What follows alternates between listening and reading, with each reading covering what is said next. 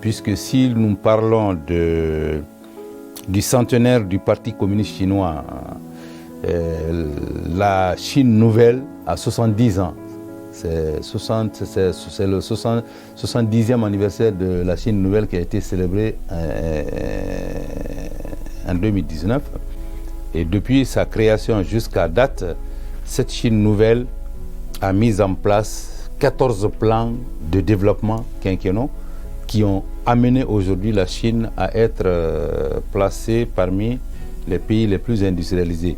D'un pays agricole ou d'un pays pauvre agricole, la Chine est passée aujourd'hui à l'un des pays les plus industrialisés, pour ne pas dire la première économie du monde. Et ça, c'est sous l'égide du Parti communiste chinois. Sans l'existence du parti, peut-être que ce progrès n'aurait pas été possible. Le rôle que le Parti communiste chinois a joué dans la naissance de la nouvelle Chine est connu de tout le monde.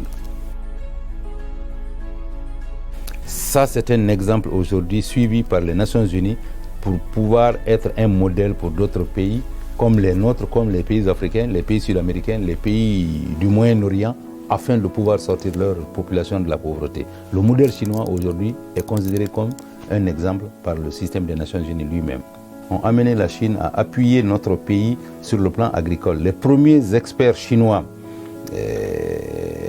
dans le secteur agricole sont arrivés en Guinée au début des années 60 et ont appuyé notre pays à aménager des sites de production rizicole, tout en important des semences améliorées de riz.